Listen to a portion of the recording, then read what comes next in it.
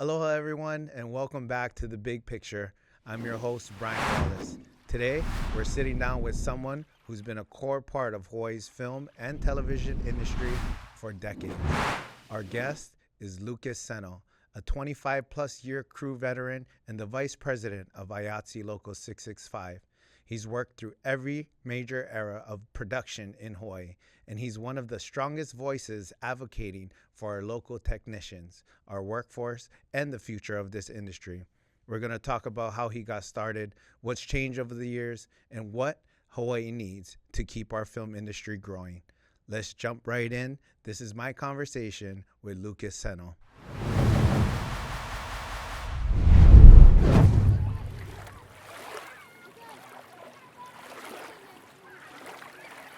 But my man, Triple OG, Luke Seno. Lukas been in the industry a long time. I'm talking, 30 years? Almost 30 years? I've been a union card holder for just over 25 years now. Really? Yeah. Dang. Yeah. But you've been in the industry before that? Yeah, it took me about 6 years to get my card. Really? Yeah, something like that. So maybe 30 years total. And where are you from? You went Kahuku, yeah? I went to Sunset Elementary and Kahuku High School, and my grandmother lived in San Francisco, so I went to elementary school in San Francisco as well. Spent a lot of time in the city. Got a lot of close friends and lifelong friends and connections out there. So And how was that going back and forth? it was cool, you know. Yeah. I feel like I was really lucky to be able to see both perspectives, you know. North Shore and San Francisco at that time were I'm just so grateful that I got a chance to experience both of those places during that time. Like North Shore in the late 80s and mid 80s, late 80s, early 90s was just amazing.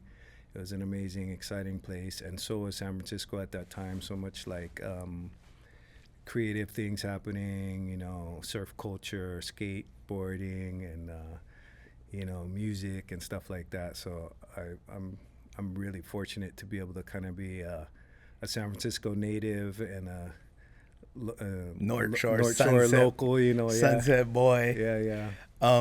So surfing must have been like your first love. Would you say that? Yeah, I would say I really enjoyed surfing. North Shore is interesting. It's like either you're going to be a pro surfer or, there's limited options, you know what I Yeah. mean? So I think I figured out that I wasn't quite good enough to be like a pro or anything like that pretty early on. But I do love the water, and I'm adventurous. I love hiking, the nature and stuff like that. So I think that was a big draw to this industry as far as like being out in nature outside. Yeah, definitely. It's good that you had the opportunity. And my dad was big on like traveling when I was young too. But like what that does to kind of give you more well-rounded thinking, worldly, like cultures. There's different cultures. A lot of people don't get to leave the island. Yeah, 100%. I mean, I remember whole summers where we stayed between VLAN and Foodland, and that's all we got to really experience, which was great at that time, but It's not a bad life. it's not a bad life. I'm glad I was able to make it past Foodland a few times for sure, though. Yeah. So you went Kahuku, and then did you know you wanted to get into the film industry at that time, or I knew you were a DJ, right? Yeah. For a Yeah. while. I DJ'd for a while. I promoted clubs and Which club? small shows. I'm a little on the younger side, so I might the wave. I did the Wave Thursday nights. One of the more well-known clubs that I threw was at Nick's Fish Market. This kind of high-end restaurant in Waikiki. In the mid '90s, the economy was tough in Waikiki, and we came up with this concept where, some of these higher-end restaurants had nice bars and a nice venue type area, and they were serving their last meal around 9 o'clock, but they still had a liquor license till about 2 a.m. So we figured out a way to make agreements with these restaurants to use their space between their last meal served and the closing of their liquor license, and it ended up being very successful. Yeah, it was fun. And your negotiation skills started from that point. Kind of, yeah. I've always thought of myself as kind of an entrepreneur in that way. You know, you had to be, being from the North Shore. Yeah. You know, it was like you had limited opportunities. You know, possibly work at Turtle Bay. That was my first job, washing windows at Turtle Bay. Wow. Or maybe working flipping burgers in Haleiwa. Or there was D'Amico's, was like the famous pizza spot on the North Shore. Mostly everybody worked there, or at Sunset, at Ted's Bakery, which was Sunset Store back then. Yeah. So you got into the workforce pretty early on in life, like just jumped right into. Yeah, pretty early. You know, I wasn't like I wasn't necessarily your workforce type of guy, but you know, I didn't come from a family that had a lot of money, so if you wanted to get things, you had to work for it. And you know, I had my workforce experience. You know, I can't say that I was always like you know, you're cut and dry, employable. Well, that's probably why you're a perfect fit for the film industry, because a lot of us aren't. You know what I mean? Like, I can't even see most of us having like a legit like 9 to 5. You gotta dress up. You gotta, you know, it's 100%. I mean, that's what I love about the film industry is it like gives space to like creative minded people who don't fit into like your cut and dry like cubicle type of life. You know, people who are adventurous, want to be outside and stuff like that. So I think film and live stage events like concerts and stuff really give a great space for that kid or that person who doesn't necessarily fit into that corporate life or that office type lifestyle. And you being a DJ, would you say that helped you kind of in the entertainment performance stage kind of transition to the film industry, or where did you start? Did you start on stage? Well, for me, you know, I think the original spark was on the North Shore, surfing and seeing the photographers, guys like Larry Haynes, John Bilderbeck, Brian Bielman, guys like that. Don King. You know, these guys were, you know, knowing that I wasn't like the top 10 surfers in the crew. I mean, I grew up with some of the best surfers, you know, Sean Briley, Jason Magallanes, you know, Pancho Sullivan, all, you know, Jack Johnson. These guys were all like pretty much 90 or 91 Kahuku grads, you know. I think Jason went to Wailua though. But yeah, knowing that I wasn't going to be, or that I maybe wasn't talented enough to be one of the top surfers, I saw these photographers just really, you know, they were so respected, and I thought it was so cool. You know, you see them in the lineup with their cameras and stuff like that. So I think that's where my first spark of like, you know, being interested in catching images and capturing images and doing filming things for and sure stuff like that. I see that like kind of.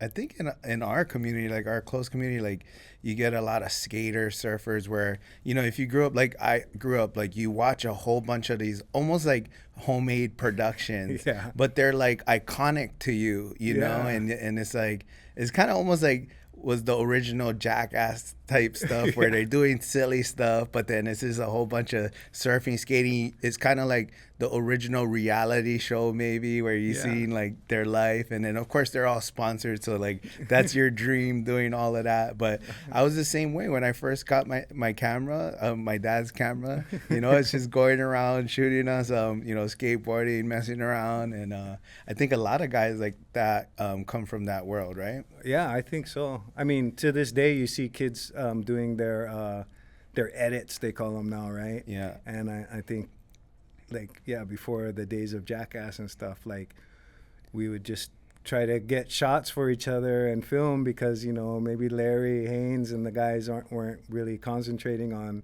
on the Groms in the lineup. So we try to do it ourselves, and yeah, that turned into skate videos, music videos, trying to do it for your friends, and it was just that was a really fun time, actually, you know. And where did this finally intersect where it was like a opportunity for you to actually get a paid gig, maybe in production? So that's a good question. So I went to San Francisco for college. I went to San Francisco Junior College, and or City College, they call it out there, and I went to this place called Foothill College in Palo Alto. When I came back, it was about 95. I was kind of like, you know, not necessarily being super responsible, you know, needed to kind of like put things together, you know. And all the boys, I was like, I really need a job, you know. I was almost willing to take any job possible, right? And the boys, there was a couple of the boys that worked at HMI, you know. I remember like Christian Hosoy's dad worked there, Ivan Hosoy. Wow. And my good friend Charlie Kramer was over there. Charlie. And, you know, Jason Tipp. I think even like Cully Sandridge. These are like like local skaters. Cully's like amazing skateboarder, maybe one of the best to come out of Hawaii. They all worked there like kind of part-time or whatever. And I was like, bro, you know, please, you know, I need a job. So I got my chance through my friend Simon. He's like, well, go down there, call Charlie, and maybe they'll put you to work or whatever. And went down there, and Charlie's like, we'll give you a chance, you know. Started sweeping the floors over there, basically started at the very bottom. And, you know, I got to give respect to Charlie, man. He helped kind of shape some responsibility in my life. Without him, you know, I might have not been able to move to the next level of like getting shaped by like guys like Danny Rosner. In that shop, it was Danny Rosner and Vance Gage were like the grip guys, right? So they were teaching all about all the knots and, you know, how to build 12 bys and all of that stuff, and how the packages, you know, big thing was the package, the list, you know, you had to have everything on the list. And then as for electric, we had Larry Ryan, the legend, Eric LeBuse, Dean Desjardins, of course, you know, and those guys were like teaching us how to, excuse me. So Larry Ryan, Eric LeBuse, Dean Desjardins were the electric guys, and they were teaching us how to fix, like Larry would teach us how to fix ballasts and fix cable, and crazy. That was back in the days before like all the cam locks and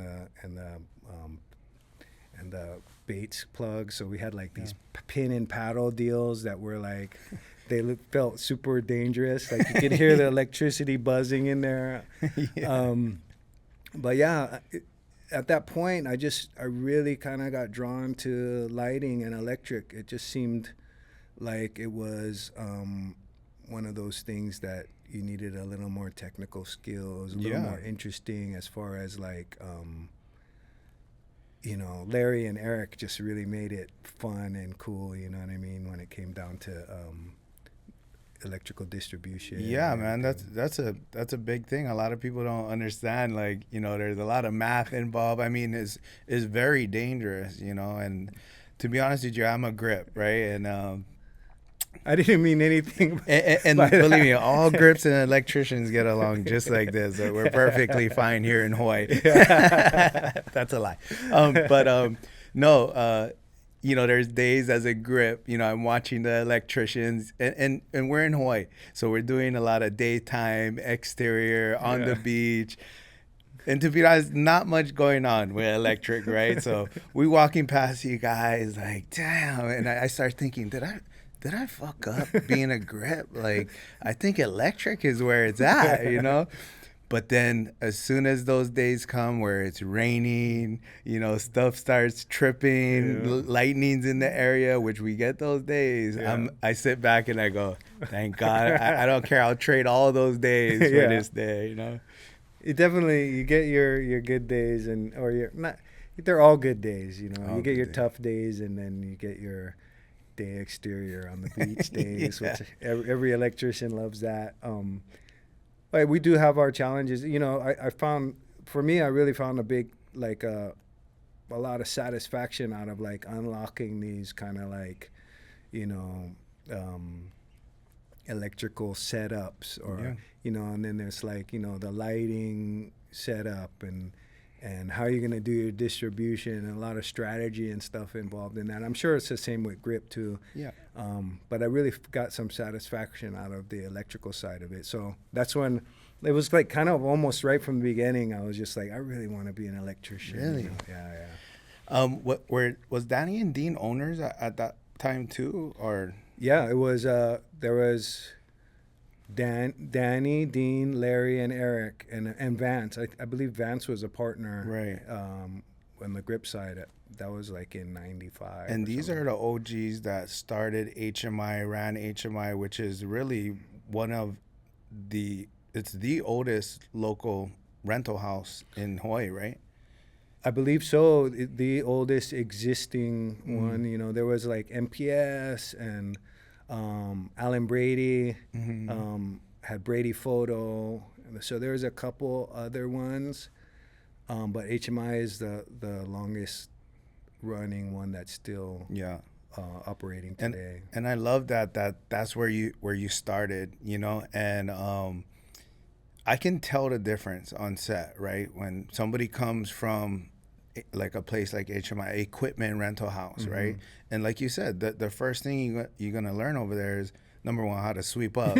So, you know, that's already work ethic, like, you know, and then how a truck is packed, you know? And if you're new to this game, like, especially as a grip or electrician, believe it or not, when you know nothing at all, but you know how the truck is packed, you become a very useful person to that crew. 100%. And then you're going to get that call back, you know? 100%. I mean, that was like my secret sauce, or my, like, secret weapon when I was first, you know, getting my first jobs, was I packed the truck. You know, people would be like, you know, where's the platypuses, you know, or where's the this or that, the wedges, you know, and I'm like, bottom right crate, you know what I mean? Right. So, you know, it got to be like a little bit of a benefit for me to know where, you know, to have loaded the truck, know where everything is. Every once in a while, they're like, where's this? And you're like, oh my God, I forgot that. Right. You know what I mean? So you learn that way too, like double, triple check your list. You know, everything's important, and just the attention to detail and preparation that, you know, these productions or any job needs is, like, you know, to me, I feel like 90% of the job is done when you're prepping it. You know what I mean? Once you get on set, it's just all about using everything that you have prepped, right? So having that thing that you needed or thought you might have needed, or having that coverage, just makes your day so much easier, you know what I mean? And that only comes with experience, right? That only comes from like the best way I learn is failure, unfortunately. Right? Like the best way I learned is the hard way. And so when you have that, you know, I can't believe I didn't pack any Cartolinis. Like I'm a grip, like, and I've had that happen to me, you know, early on. Is like, guess what? I'll never not, you know, have in my truck again. You know, I have one in my backpack right now, like, you know. So, but yeah, it's that's a perfect way to start off and know your gear. Like I don't know if a lot of people understand, like, how many different pieces of gear that are so particular to a job that you need it. Like, you can't go without it. And a lot of times these lower budget productions, they have to do without it because they don't have the budget. Right. But if you know, that's a big aspect of our game, is just understanding each piece of equipment. 100%. Right? It's funny, you go through like this whole evolution, right? Like, first you're the guy just double checking the list, and then you get your own job, and then you're the guy that's bringing way too much stuff, right? You're like, oh, throw in a ferny pad, grab some extra ropes, and 7 ferny pads. How much cable do we need? Throw in, you know what I mean? And people will open the truck, they're like, bro, how much cable are we running? I was like, I just wanted to be safe, you know. For sure. And then you like evolve into like someone who like knows, you know, exactly what you might need, and you know, the few kind of safety things or extras that are your personal favorites to have, like you know, a certain kind of Cardellini, end jaw, or whatever it might be. So, and as time goes by, you kind of learn what you're gonna use every time, right? Things that you never use that you now know you can pack somewhere in a jockey box far away, because you might not touch it, but you're never gonna leave the shop without it. 100%. But then you have your things that, you know, you're gonna use every single day, and that again comes with repetition. Yeah, and it evolves. It's like I feel like every season that we work, or every job that we do, there's one more thing, especially with the technology and the equipment changing like it does. It's like there's always like you know, a new thing to throw into that safety package, or sometimes things that might fall off the list because it's not needed anymore. It takes years though for that thing to fall off the list. Every season when you prep, you're like, should we never use this in 4 seasons, but I mean, I remember I used to always be like, throw an extra 60 amp splitter in there, you know what I mean? Because now we don't even use, like, 60 amp splitters are like obsolete. It's funny. But you touched on that aspect of the game that, for me personally, just as a grip, that's what keeps me in this game, is the levels to it. Like there's a lot of more depth than you know about our positions. You know, even though we're basically labor, we're like equipment carriers. And if it was just that, I may have burnt out a long time ago. I may have lost interest or whatever it was. But as you go and as you evolve, right, it's like you get to learn the concept of lighting, and lighting is an art. Like there's never going to be the one way that you're going to learn and perfect. Yeah. Everybody kind of got their own, and then there's multiple ways to execute something. And, you know, so that's probably what kept you in it as an electrician as well, right? I mean, yeah. I mean, that's what I love about lighting, is like there's no wrong answer. You know what I mean? It's like, just like how you said, it's like art. There's like no wrong answer. It could be art depending on the situation, or you know, what the DP or camera operator is looking for. And that's why I love that. It's like it's never gonna be necessarily a standard operating procedure. There's a lot of standard operating procedures, but when it comes to the art side,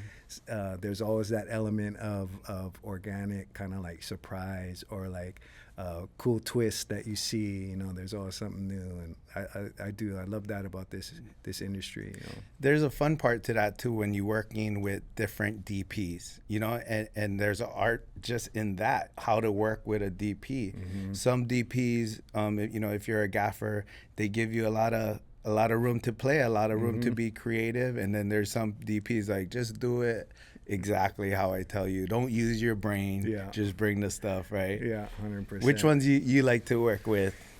You know, I like to see, well, like, if I'm a best boy, I kind of like the DP that's like, this is exactly what we need. You know what I mean? This is the package. Give me exactly this, no more, no less. I enjoy that as the guy who has to put the package together and the manpower. But as like a lighting, as a gaffer, like when I get a chance to light, I like the DP that's like, hey, you know, get creative, you know, like we're trying to, you know, they'll give you a conceptual idea of what they're looking for, or, you know, let's make sure we get you know, and they'll tweak it a bit. But and we did that with Mark on our last little movie that we did, Halloween store. Mark was really cool like that. Super cool. Letting you do your thing as a gaffer. I enjoy guys like Mark. Mark was a pleasure to work with. That's when like you're kind of like hyper vigilance of personality, or you know, your people skills come in, because, you know, a lot of times you got to kind of read between the lines as far as how they're feeling about certain things, or stuff like that. Take, you know, they're looking in the viewfinder, and they, you know, you're like, oh, there's something that I need to adjust. You can tell just from their facial expression, right? So, you know, that's I think that's a huge part of this industry, as far as like being able to read the room. Read the room. Tiffany, exactly. we were just talking with Tiffany Tavares, you know, legendary script supervisor, and great. that was her thing, that she like, you got to know how to read a room, 100%. you know, and not only for her position, but I think everyone's position in the film industry, because, and it's a mindset, and it's definitely, you know, I'm not saying it's just in our industry, but it's knowing what that person wants before they ask for it, right? And that's what's gonna like set you apart from everybody else, you know? 100%. I mean, that is like, that's the key grip and the gaffer, even, you know, even just the on-set person, like, to be able to anticipate, you know, and get deep into it, as far as like even looking at your call sheet and seeing what shots up next, what are we doing tomorrow, you know, how does that come into play with the other shot, like did we already shoot some of that before, and does it have to match, and you know, there's a lot of things that can come into play, and being able to anticipate is like probably the number one superpower that anybody on set, you know, could use. You know? I agree. And some things are controllable. Some things you know you can anticipate, but a lot of things are not. And the big one is the weather, right? Oh, it's like when you're a grip or electrician, now you're trying to anticipate the sun. Thank God we got all these apps now, Sun Tracker, and we know where it's going to be at what time. But especially in Hawaii, and I think that's what makes us unique, where our weather, you know, when you come from LA, and LA's, you know, sunny a lot, but other places, it's different here. And I think a lot of outside production people who come to Hawaii kind of respect that about Hawaii crews, is that we understand what it's like to work in the jungle, trade winds, you know, different parts of the island, what tides, you know, what to expect, and we bring all that. 100%. I mean, you know, it's so cool is like on any given grip crew out here or electric crew, you'll have like a handful of surfers, a handful of fishermen, you know, some lifeguards even, you know, and that's the way I mean, I think even regular residents of Hawaii, or especially like local people, you get used to, because the weather changes so much, you get used to kind of like the patterns, or looking for certain kind of clouds, or feeling, you know, the convection, the breeze coming off the water in the afternoon, knowing, oh, okay, hey, it's time to like button it up. It's time to button it up. And then when everybody's panicking, all those local guys, it's gonna be 5 minutes. You know. And but it's just, you know, it's unique, I think. It is. You know. It is. But you end up working at HMI with Charlie and the boys, and just being a warehouse guy. What was kind of your first peek at a set? Or do you remember? Wow, yeah. We used to always have to do deliveries, right? And I remember like a really good one in particular is we were delivering the tulip crane to Sandy Beach. I don't remember what job it was, but we came to Sandy Beach. We'd help set it up, you know, so like tulip crane and stuff like that was a little bit specialized sometimes. So we'd help set it up. So we delivered the tulip crane, we set it up, and then Masepa Tanawai, I don't know if you remember, he's the OG. He's like, hey, go grab something from Crafty, you know, and I was like, oh, okay. And then so I go over to Crafty, and I'm grabbing some cookies. He's like, yeah, get the cookies, you know. So I'm like getting cookies. He's like, make sure you grab some stuff for the boys at the shop, get a couple extra, you know. So I'm grabbing the cookies, and then, you know, it's a bright sunny day and there's milk there, and I'm like, milk and cookies, you know, perfect, right? But how crazy is this? It's like so sunny and hot out. So just out of instinct, I took the milk and I just wanted to check it, you know, because it was so sunny out. I wasn't really accustomed to having milk at the beach, right? And he yells from across the set. He's like, what? The milk's bad. Throw it away then, you know? And I'm like, whoa. And he's kind of he was a pretty colorful guy. So I got nervous. So I just took the milk and I put it in the trash can. And I grabbed my cookies, and I'm like, oh, you know, everybody's looking. I'm just a shop guy. I got to escape out of here. So I'm grabbing my cookies and my chips for the guys at the shop, and he comes back over and he's like, takes the milk out of the trash. He's like, "Why you throw this away? The milk is still good." And he pours a big cup and just downs it, and I was just like, wow, this is like, the set life is crazy, you know. Yeah. It was unreal. And did you get to work on set shortly after that, or did you spend a lot of years and time in the shop? You know, it took me about 6 years or so to get my card, and I did have a decent amount of days. I had over the 30 days, pretty Quickly. well, yeah, I had a lot more than 30 days, let's just say that, by the time I got my card. And, you know, being on set was, at that time, it was such a blessing. Like, there was so much shared knowledge. And, I mean, these were the days, some of my first jobs, grip and electric weren't even allowed on the trucks. You went to the truck and like Uncle Tiny or Abe, you'd say, "I need a combo stand." They'd bring it to the tailgate, and you take it from the tailgate to the set, and then when it was done, you bring it back to the tailgate, and they'd load it into the truck. It was like, I think back then, you know, there was something about the Teamsters being responsible for their load or something, but yeah, you weren't really allowed on the truck, and that was interesting. And you know, I learned so much from those guys, you know, tying truckers' hitches. I mean, these were the days before ratchet straps, you know what I mean? Yeah. So, you know, Harry Ushiro, like, we would load containers for him, and he would call, you know, this was landline days, you know, he would call the landline and be like, "Hey, you guys, you know, how," you know, he'd always have that sigh, "You guys, the way you loaded this container," like, and we would, knowing that the container's going and Harry's going to open it up on the other end, we would put extra care and try to be super strategic. Like, we'd try to do the best job ever. And he would always call back with some pointers, you know. And I think that's where I learned, you know, really how to load a truck, how to tie things down, how to remember all the things that might not even be on the list that go with, you know, the unnamed parts. You know, that's the big thing, right? Like, it might say one thing, but there's 3 things that go with that that's not on the list. So, and so, when was your first actual call, and what show? Actually, on an electric, and was it with electric? My first call, because you did all the seasons of Lost.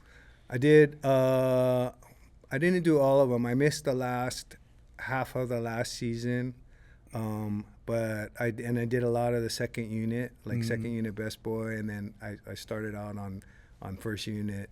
Lost was great. I mean, Lost was legendary. It was just like, you know, kind of like the first show that I knew of that lasted more than 2 or 3 seasons. You know what I mean? It was like on to, like, I think we did 7 seasons or something like that.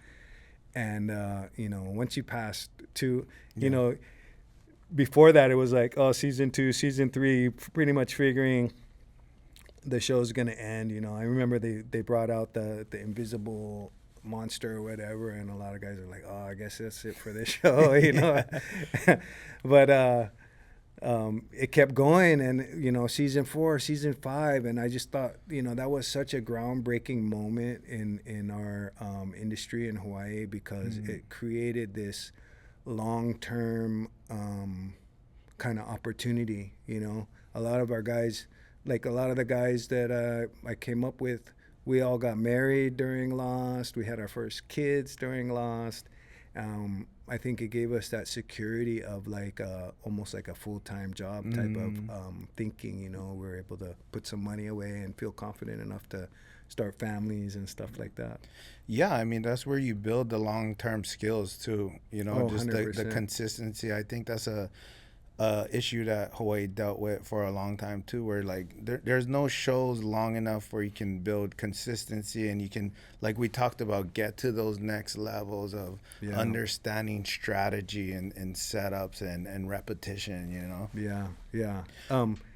I mean, that was, to this day, that was probably one of the toughest shows that I ever worked on, as far as like, working at night, working in the jungle and the elements, and on the beach quite regularly, and definitely, learned so many skills. I mean, before that, I don't think, we spent so many times, put in so much time at a lot of these locations, like, Heia or Police Beach, and people really became experts during that show at these locations, because the location is like a challenge in itself, so.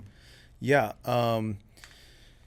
Lost was just, I feel very blessed that I started my career on Lost, and it was a big show. We had a full-time second unit, and like I started and made a career off just being second unit, and to me that was the best, because it's like you're doing your own thing, you're doing all the things, but you're not under the pressure of like this first unit schedule, and you actually kind of the second unit, you're doing actually a lot of the fun stuff, whether it's the stunt or, inserts or things like that. So, yeah, I think Lost second unit was probably, Ted Tunney, shout out to Ted Tunney. He was the gaffer. I was his best boy on the second unit. And that could have been one of the first of all, funnest, most broad. I mean, we'd go from the studio setup where we did so many different things, and Ted, it was super fun to work with. Learning experience, It was such a learning experience, and like you said, the pressure wasn't quite as gnarly as first unit, and the hours were a little more mellow, so it was fun. Yeah, and same for me. It's like I got to work with Uncle Bruce, Uncle Brian Vollert, who they're like super OGs. Legends, yeah, and they're just so full of knowledge, It's like when you're with them, there's nothing that can't be solved or built, like from scratch. So it was fortunate that I got to take away and learn from these type of guys. Ted too. Ted, when I came just as a regular grip, and he was gaffing, right? And he would be super cool, like, come stand by me, and like, I don't know if you get that in the mainland a lot, from what I heard, you don't, like, there's such like a level of like, oh, you never talk to the DP, bro, or the director, but in Hawaii, we're like, oh, what is that? And they take time to tell us. Totally. I mean, the Bollards, Brian and Bruce, legends, like those guys have so many amazing skills when it, from rigging concerts to gripping to, I don't know if many people know, but like Brian was an electrician. I worked with Brian many times on an electric crew, and he taught me a lot of both grip and lighting. Those guys are just they're amazing. The amount of knowledge that people like Brian and Bruce Vollert, Danny Rosner, Dean Desjardins, Ted Tunney, Kiwi Gallagher, all of these guys. Dave Wallace. The amount of just information and even when it comes to how to act, in certain situations, the amount of I don't know, what would you call it? Professionality. Yeah. Exactly, and that's a huge part of the game, right? Like not losing your shit. You see plenty of people, skilled people, highly skilled people lose their shit. And unfortunately, they lose their opportunity. And 100%. That's a big one. I mean, I think if someone wanted to get in the industry and they're like, what should I do? Like, what would be the things that I need to do? I'd say number one is to treat your reputation like it's gold. You know what I mean? Whether it's being able to be intelligently, like emotionally intelligent in a conversation or a situation where you've been working for 18 hours and someone's not you're not feeling the way that they're acting, or whether it's just always doing the best work that you possibly can, staying busy, staying helpful. I mean, I would really just say, like, I think that is the difference between someone who's going to be super successful in this business and someone who might be just a worker, is putting in that doing the best job that you can, going the extra mile, thinking to yourself, like, how do I want to be remembered when this job is over, you know? I think those are the big like takeaways from all these years, is like, you know, protect that reputation, do a good job. You know, one connection, one impression, one good job leads to the next, you know. It's actually like, that's really all you got in this business, because you're employed one day and then you're looking for a job, you know, a week or a couple days later, you know. Yep. And that says a lot, because you're a person who, you went from the shop, you went to becoming an electrician, and then you started to best boy. And give us a little bit what like a electrician best boy is responsible for. Oh wow, it's a lot. You're responsible for a lot. The equipment. I mean, I guess if I was gonna run through the whole process, you know, you'd prep the job, put together the package with the gaffer, load the truck, and then when it comes to the episodes or the actual work that would be done, is you'd scout, take another list of equipment, which would be special equipment based on each setup or each day's work. So you have your truck package, and then you have your extra equipment, which would, you know, sometimes that's a condor or maybe something specialized that might be a little more expensive, or you need more of them for that one day for one big setup. So then you'd schedule that equipment, what day it's going to be delivered for that special shot, you know, and then build the manpower around, you know, how much equipment you need for this setup. You know, let's say you got your regular truck package, we're doing a day exterior, we're just down to our core crew, right, day exterior. But tomorrow we got a huge night exterior with a bunch of 18Ks and a couple condors. You got to make sure you got the manpower scheduled for that day to get that work done. And you're doing all of this because these are reports that you need to send into production, because it's all part of a big budget. You need to calculate that budget. Yep. You need to go in there to the UPM and kind of justify why you need this many guys, because he's not really trying to spend that money. 100%. So that negotiation process is, you know, has started. 100%. You have to put together the drop loads and all the extra equipment, pretty much get a price on that, put together the manpower and schedule that for the episode. Let's say, like for instance, like 5-0 or something, a 7 or 8 day episode. You put together your whole week's work with all the drop loads, all the specialized equipment, all the manpower, and then submit it as a budget, and need to get that budget approved. And, you know, there's a lot of creativity that's actually involved in that, as far as like, you know, moving manpower around, figuring out ways to do things more efficiently so that you can use your allotted manpower for the heavier days, to make it easier for the crew so nobody has to be overworked. I mean, there's no job that's worth anybody getting injured or anything like that. So, and that is probably the number one thing, is just trying to figure out how are you going to get your crew home safely? Get your crew home safely and create a enjoyable working atmosphere, you know, a safe and fun and happy working, you know, atmosphere. Well, I've seen you doing that for years, man, and it's always a pleasure working with you and the gang. And then eventually, you know, you best boyed for years, right? Like over 10 years. Yeah, maybe 10 years alone just on 5-0. Right. So maybe another 3 years on Lost, and then another 3 years on NCIS, 3 or 4 years on NCIS, and a couple years we did a Magnum. And I know you passed on the torch, but was that a little bit because you now, you know, you went and became the vice president for Local 665? What kind of moved you to do that? You've been that the last 3 years. Yeah, you know, I got so much out of this union and this industry. And, you know, at some point, you know, you figure maybe there's something that you can give back, you know.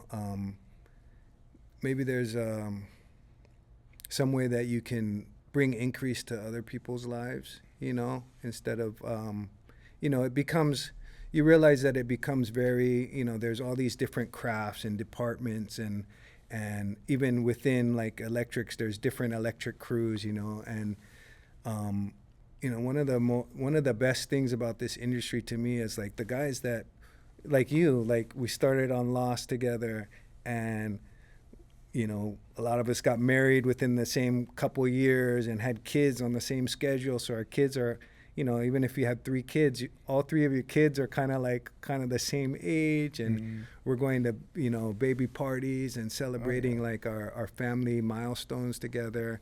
And to me, that's the most satisfying thing about the industry in Hawaii, is like this family that you build, and then now I kind of got to the point where, I've kind of had it was starting to become like a standard operating procedure, and I was able to pass a lot of that knowledge onto like Ning and some of these other guys where, hey, you can, I'm being like the Larry Ryan or the Dean Desjardins and saying like, hey, this is the way that I do it. You find your own way, but these are the important elements in it, And once I started doing that, I realized that, wow, there's something that I can give back. Maybe I can leave a bit of a positive mark and bring some increase to not only the people that I call family, because we've been working together forever, but possibly their kids or their kids' kids. The next generation, you meet a lot of these kids coming up. Like I remember you being like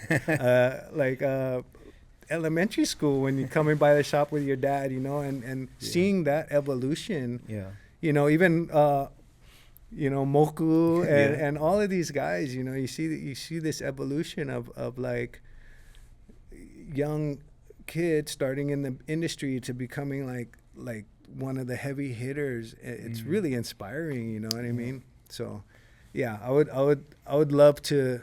I don't know if there's any way that I could give back as much as I've gotten out of it, but I definitely want to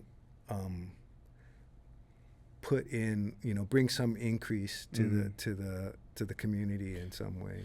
Yeah, for sure. And like knowing you, and just having that heart for serving others, and having that awareness, like, hey, this gave so much to me. How about I participate and give some back? And a lot of people don't even actually get to that point, that thinking. And, I feel like we need to have a little bit more of that, unselfishness and sharing the knowledge and putting back in. And it might be on your own time, and a lot of things that you guys do over there in our office at the union is straight up service. Like, it's a lot more time than what you're getting. Well, I believe that that's exactly what that should be, is service to the members, you know what I mean? And as far as getting to the point to want to give back, I mean, once you have kids and they start growing up, and then, I think pretty much, I don't know, we'd have to talk to Dave and a couple of the other guys, but like pretty much as a parent in the industry, there's so many challenges and so many missed dinners and late nights, and trying to balance your home life with this, 70, 80 hour a week schedule, that I think most of us would say like, oh no, I really wouldn't encourage my kid to be in the business, But I think part of that challenge and stuff, them growing up seeing you like coming home muddy or visiting on set getting craft service, some of that is to certain kids is really inspiring, and to watch people's kids get in the industry and become successful, and then to have my son is 19 now, to have a kid who's like, oh, how do you do the wireless on that, or you know what I mean, and showing interest. You start tearing up. Well, I've always like, hey, you keep going to school, you keep doing your thing, don't get in this industry, But if that's what he, was showing interest in, and you see that, then all of a sudden you start thinking about like, oh man, somehow there's a bit of responsibility here to pave the way for the next generation. Right.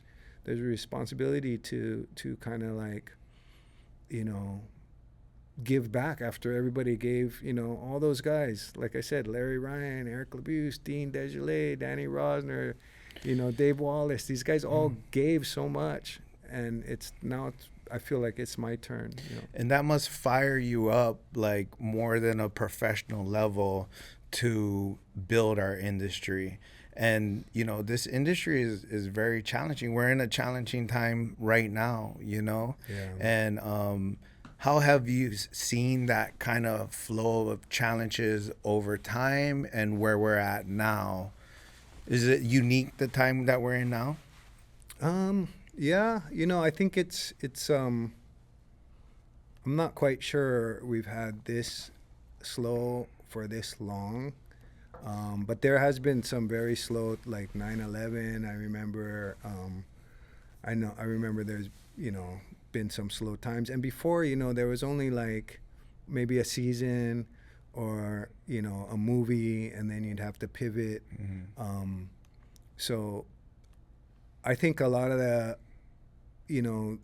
the technicians from like back then,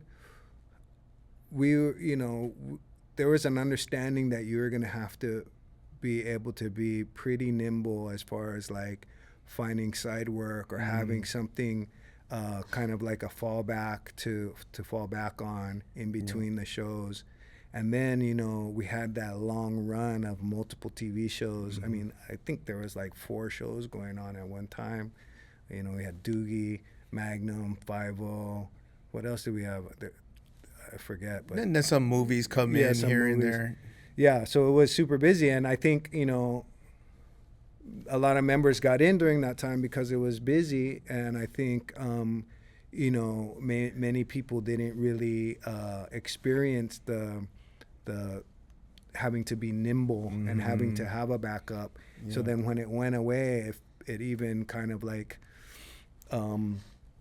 emphasized it more because it was so busy, and then it became slow rather than kind of like before it was like busy, slow, busy. Yeah, you know what I mean? and that's why Hawaii is a mixed local, meaning we have a lot of different departments under one union, as opposed to LA. They got local 80 just for the grips, you know, and they have unions for each department here.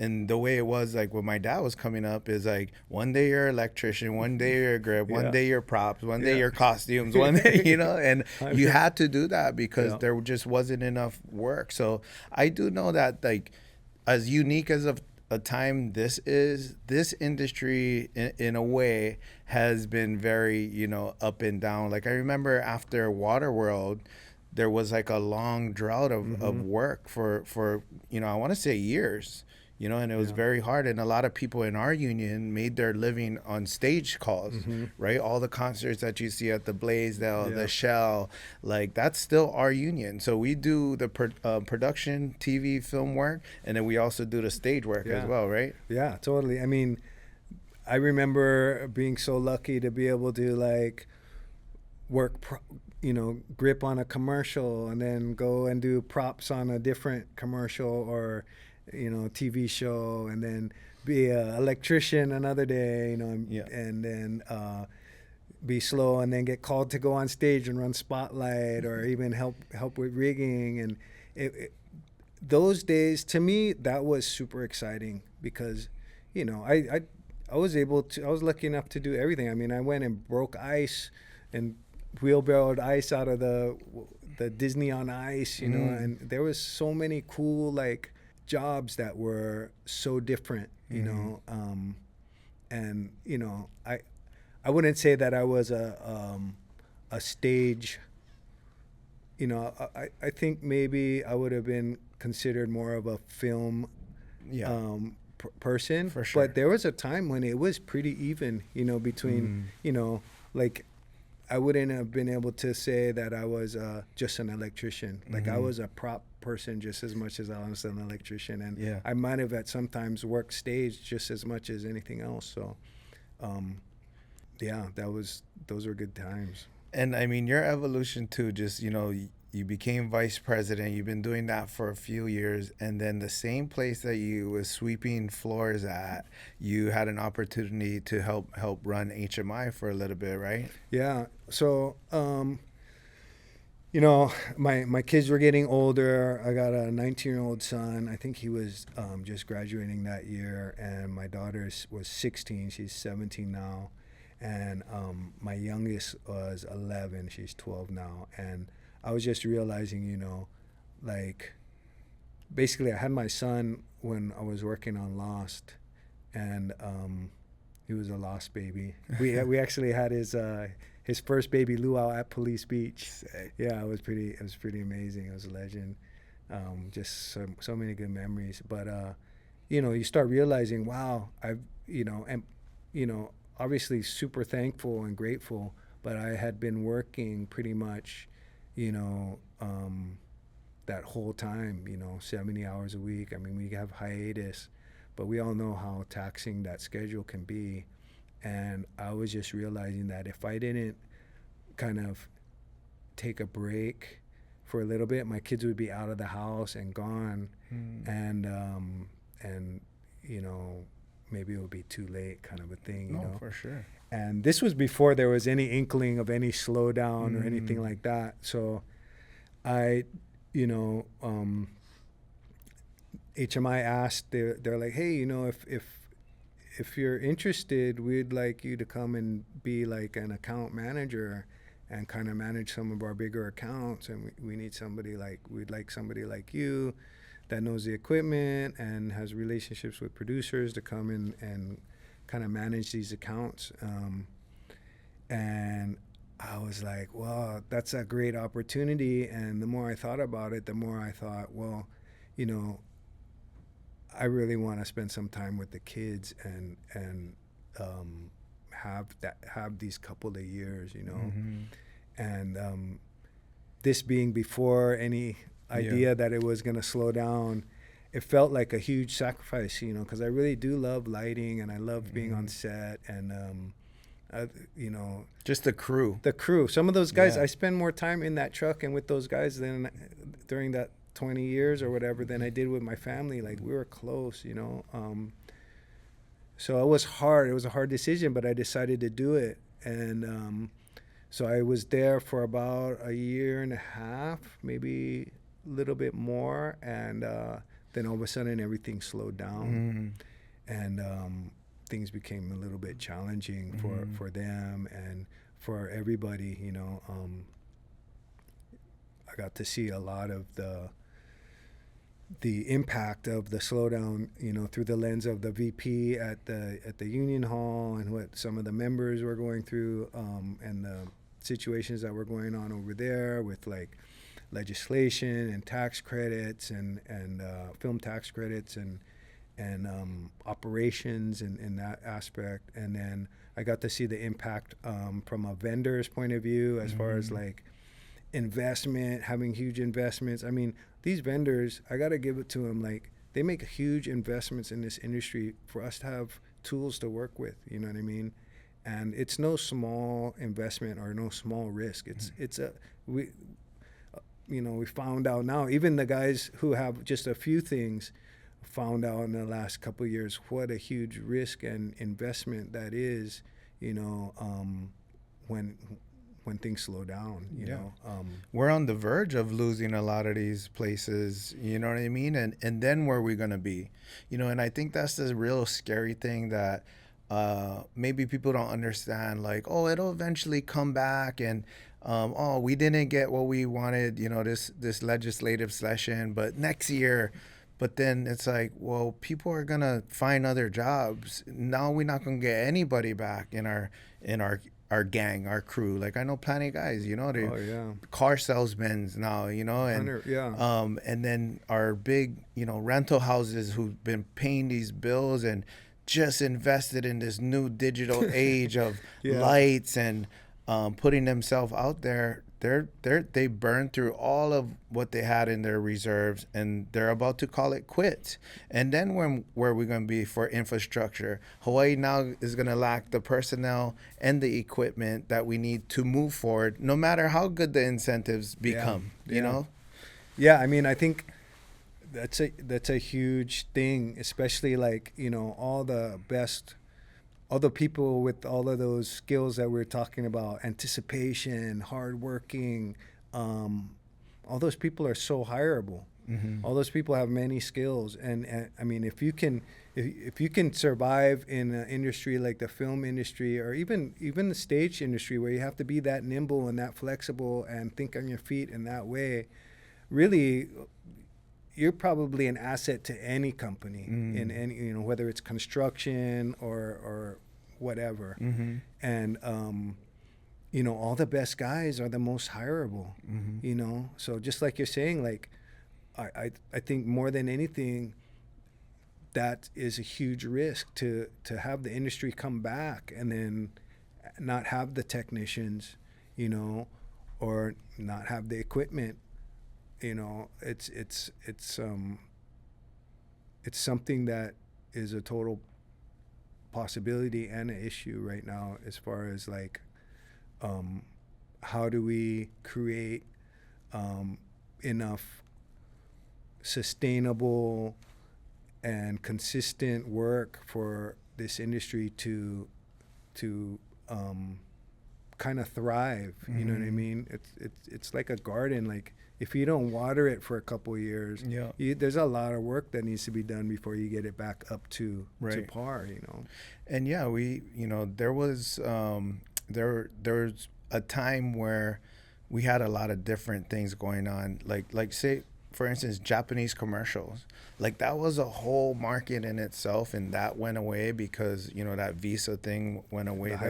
Right, that we had with Japan, and, you know, they were huge for us. Huge. So, you know, it's about trying to figure out way, and maybe that comes with collaboration with maybe other unions, seeing where, you know, hey, like you said, we're useful workers. Like, when things are slow for us, let us supplement. Do you have any of those kind of ideas too? Yeah, I mean, 100%. I mean, I know, you know, I know that the Hawaii Tourism Authority and the Hawaii tourism industry does a great deal of marketing and campaigning and stuff like that. And, you know, we're the media professionals. You know, it would be great to be able to, like, figure out a way for our technicians and our industry people to be more involved in that. You know, I'm not sure how it's set up now, but it seems like, you know, it would be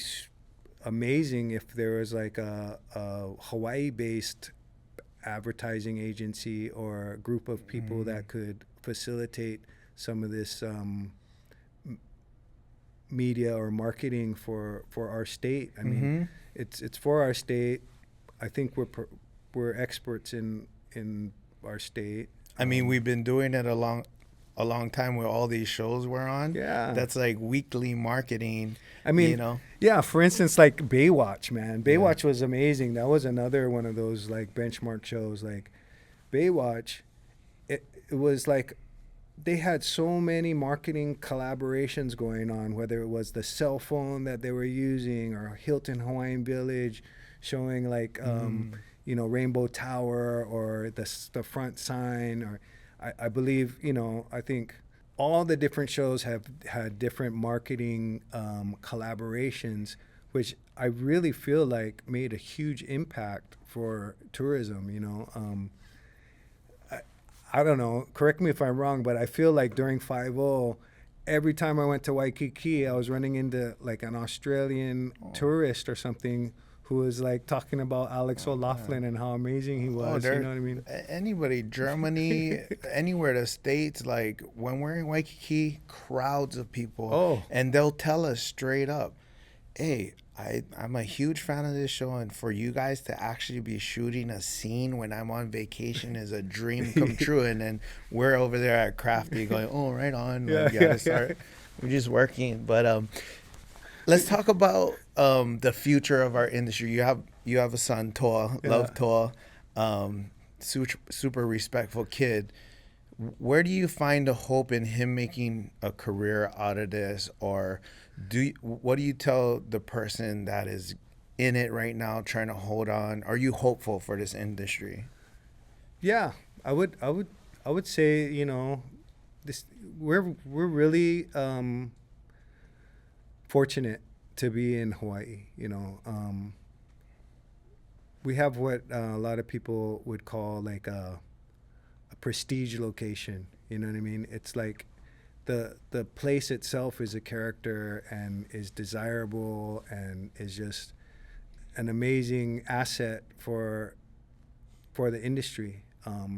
So I think people will always, people being, you know, studios or, you know, ad agencies or whoever's producing content, I don't, maybe not content, but people who are producing projects, they're going to come to Hawaii for the reason that it's Hawaii or for the reason that it's beautiful. It's really a prestige location. We have the best crews that, you know, when it comes to dealing with these locations, we're expert crews. So I think between those two things, and we still have somewhat of an infrastructure as far as equipment and stuff like that. I would love to see more infrastructure. But I think just based on our prestige location and our amazing crews and what is already available out here, I think we're very fortunate, and people will come back, you know. Yeah, I'm very hopeful too. What is one, you know, strong bit of advice you can give to the, you know, maybe the newcomer in our industry, to kind of advance them a little bit, or something that helped you? What would you tell them? I mean, there's so many different crafts and talents that are needed in this industry, you know. I know a lot of the stage guys are musicians, you know, and they came in through that. And, you know, me, it was like surf photography and skate videos and stuff like that. I guess my advice would be just keep doing what you love, you know what I mean? Do what you love and do it to the utmost, you know, because that's probably the thing that will translate into what you do on set, whether it's makeup and hair or you know, building sets or scenery or props or anything like that. I would say, you know, there was something in your life that you loved that translated into the industry, and I would say just keep being an expert and getting better and better at that, and do what you love so that you can continue doing what you love as a job, you know, in this industry or otherwise, you know. Yeah. I love that. That's solid. Bro, I told you this hour was going to go by super fast, and it did. I could continue. We can go into hours of conversation about war stories, and I would love to do that. But thank you for giving your time. I know you got a lot going on, and good luck to everything that you're going to do, Luke. And, you know, I love you. I respect you. You've been like a mentor, like a big brother to me on set. So thank you for everything you do for our union. Thank you everything you do for our industry, and I love you, man. Yeah, thank you, Brian. Man, I don't think you realize how much you bring to the table with you know, just even as a big brother, your encouragement and the information that you're getting out there, and just the service that you're doing is it's your heart of service is just amazing, and I just love what you're bringing to the table and love the increase that you're bringing to the community. Thank you very much for having me on here. Glory to God, man. Yes, Thank sir. you God very bless. much, Luke. All right. Love you, man. Love you.